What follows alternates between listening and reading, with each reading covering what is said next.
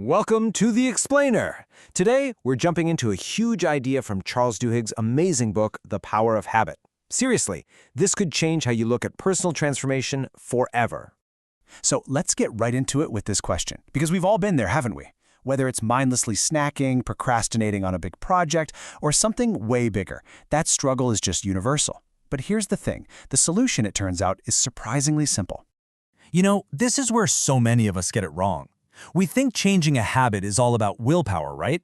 Just gritting your teeth and forcing it. But Duhigg's research shows that's not it at all. It's actually about understanding the mechanics of how your habits work. Once you can see the machine, you can start changing out the parts. So, let's start with the absolute core of this idea. Duhigg calls it the golden rule of habit change. And this is a total game changer, because it flips the whole script. You're not trying to destroy an urge, you're just trying to redirect it. To really get how this works, let's look at a case from the book about a woman named Mandy. She was a chronic nail biter. And look, this wasn't just some nervous habit. It was causing real physical harm. That just shows you how deep and automatic this behavior had become for her. And here is the secret sauce. It's so beautifully simple. You keep the beginning of the habit, the cue, and you keep the end, the reward. All you do is swap out the thing you do in the middle. You satisfy that same old craving, but with a new, much better routine. And this breaks it down perfectly. Every single habit you have fits this three-part model. For Mandy, the cue is this feeling of boredom or a little tingle in her fingertips. The routine, obviously, was biting her nails. And the reward, a quick hit of physical stimulation that made the feeling go away. Think about it. Every habit in your life follows this loop. So here's the breakthrough moment. Mandy's therapist didn't tell her to just stop. Instead, she taught her to notice the cue.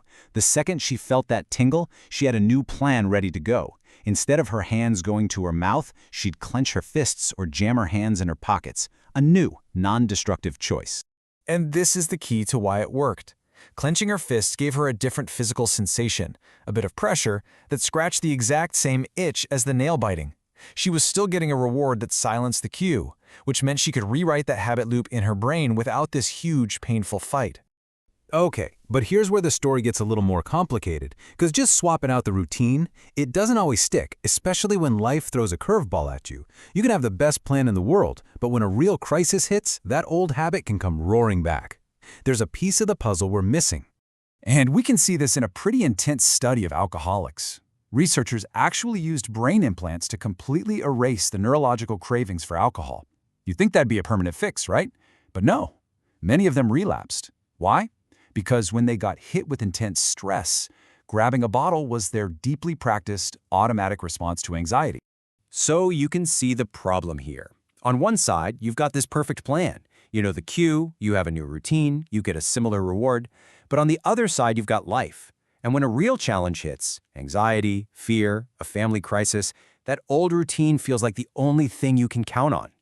This right here is the most important question for anyone trying to make a change.